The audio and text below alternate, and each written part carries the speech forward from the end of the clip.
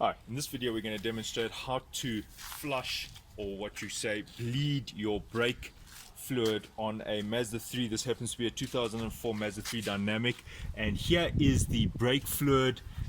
The tank for the brake fluid is here, and this should be done every 100,000 Ks or 3 years. Now if I take that out, if you have a look at the oil, I'm just going to show you the oil. You can see that it needs to be flushed. It's really it's gotten dark, and if you can see in there, it's gotten dark. So I'm going to show you how to flush this. Right, to do this repair, you'll need some .4 brake fluid. Here you can see I've got some. You'll also need a pipe. It's not mandatory though, but this does reduce the mess. This is a pipe. This fits onto the brake nipple.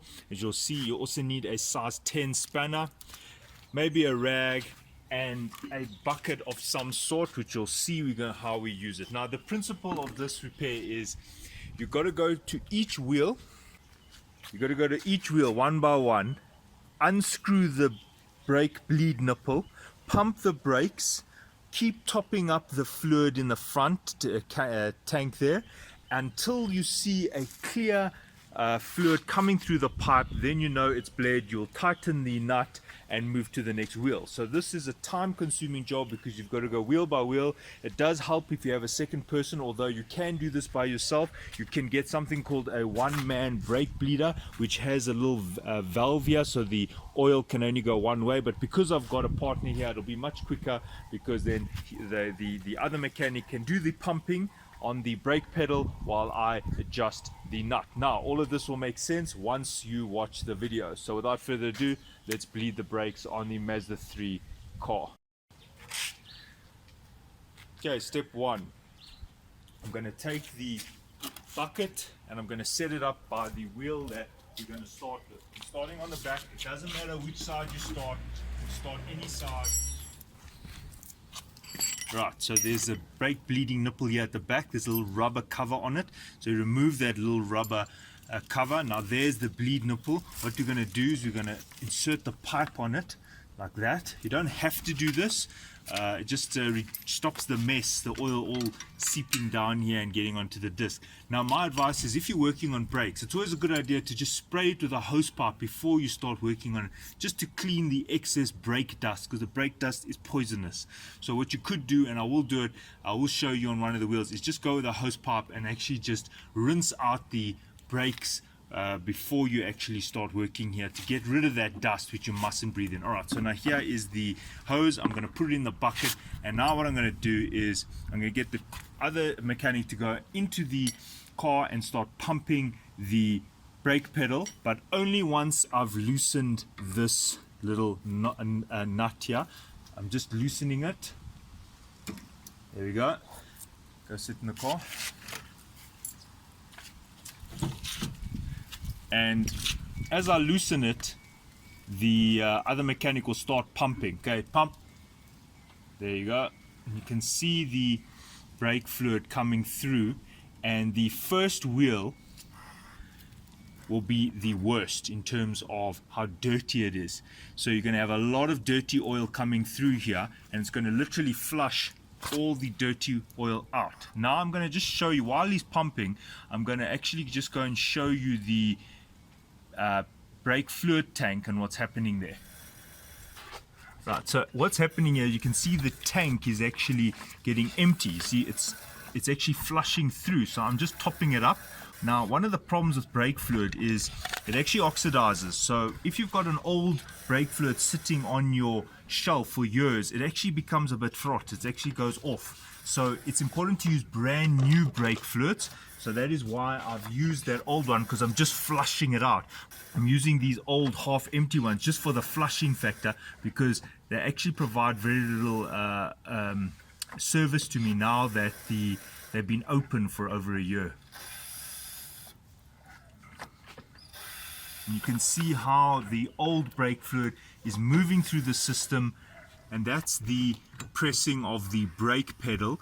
And you can see, don't get a fright when the pedal hits the ground. Obviously you're not used to that, but the pedal is hitting the ground because there isn't enough back pressure, because obviously the bleed nipple is open. So that's why it's actually, the pedal is actually hitting the ground.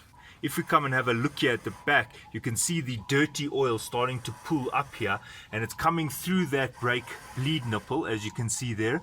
And this is the dirty fraught brake fluid, which we are now flushing out of the system. And that's why I said the very first wheel will have the most dirty oil, because you're actually getting rid of most of the oil in the system and in the tank through this first wheel. You'll find that the next wheels are much quicker to flush. So this first one, let it actually flush until you start seeing clean oil coming through here. So when this oil coming through this hose is actually clean, then it's time to close this bleed nipple. Now you can see it is still dirty oil. So you've got to carry on flushing until this oil is actually clear. So now we're putting brand new oil in here because all the old oil was flushed out. So now you can see I'm refilling it up. You can see there how the oil is moving down, and just keep topping it up. Now I'm going to go to the back and tighten that nipple and move to the next wheel. Okay, pump. Right, so just gently tighten this on, making sure all the air is out.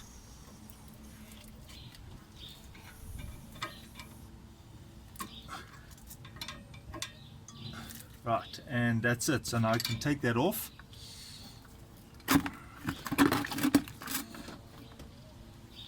And we tighten this, not too tight. That's it. And now we move to the next wheel. Right, now as I say, when you are working with brakes, it's not a bad idea to just spray it with water, because the brake dust is actually not good for you. So just get rid of the brake dust. There you go.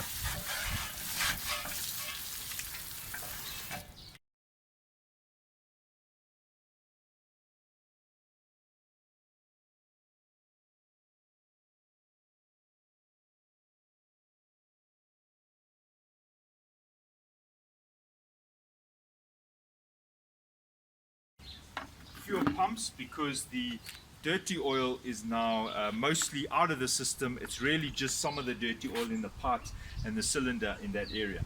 Now we go to the front wheels, and then you've got to keep coming around here just to keep topping up, otherwise you'll get air in the system. So I just now am topping up with the new brake fluid, and I can already see how clear it is, much clearer. Once I clean this, it'll almost you won't even be able to see that there's oil in here.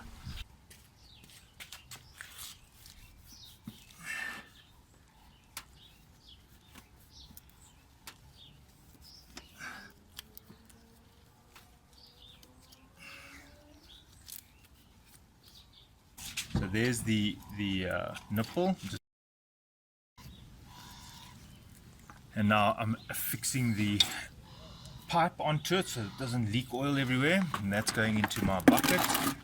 And now I'm going to release the nipple. Now the nipple on the front is not a 10, it's a 9, so you have to have a different size spanner for the front. Okay, so they've put a size 9 on the front here, so you've got to use a size 9. And there we go, it's loosened. Okay, pump. There comes the dirty oil. There it goes.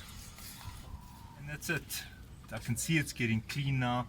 So that's it. It's fine. No more pumping. And just tighten this.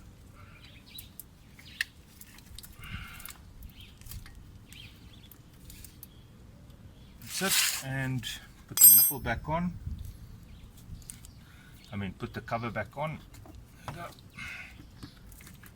And that side is done. Right, you've got to remember to keep topping this up as you go, otherwise air will get in. You don't want that. So I've just topped it up. I had topped it up while I was pumping, while my pot was pumping. And now we do the last wheel.